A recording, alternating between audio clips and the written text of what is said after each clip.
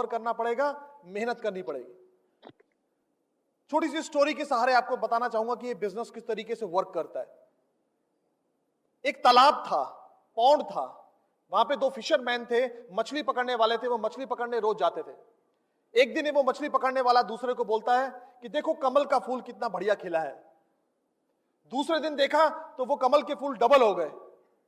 तीसरे दिन देखा तो वो 4 हो गए, 8, 16, 32, 64, 128। हर रोज डबल हो रहे थे, हर रोज डबल हो रहे थे। 6 महीने के अंदर आधा तालाब कमल के फूल से भर गया। वो मछली पकड़ने वाला दूसरे को बोलता है कि इसी स्पीड से अगर ये तालाब भरता रहा तो हम मछली कहां से पकड़ पाएंगे। जो दूसरा मछली पकड़ने वाला था वो नादान था। वो बोलता है क्या फर्क पड़ता है, 6 महीने लग गए आधा तालाब भरने में, अभी तो 6 महीने और पड़े हैं। लेकिन दूसरे दिन जब वो वहां पे मछली पकड़ने के लिए गए तो तालाब कितना भरा हुआ था, फुल भरा हुआ था। जो तालाब आधा भरने में 6 महीने लगे थे, वो पूरा भरने में 6 महीने 1 दिन लगा। दोस्तों, यही ये बिजनेस है, यही ये बिजनेस है।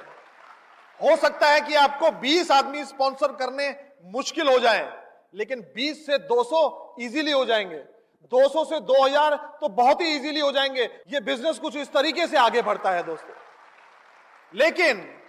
लेकिन हमें बहुत जल्दी चाहिए होता है कई बार, and this is the biggest reason why few people quit in this business. क्यों रास्ते में छोड़ जाते हैं। चाइनीज बैम्बू ट्री के बारे में आपने सुना होगा दोस्तों। 4 साल तक उस बैम्बू ट्री को पानी देना पड़ता है, फर्टिलाइजर देनी पड़ती है, उस पे मेहनत करनी पड़ती है, उसकी देखरेख करनी पड़ती है। कुछ नहीं उगता वो, लेकिन 5वें साल में कहीं वो 6 हफ्तों में 90 फीट ऊपर जाता है दोस्तों।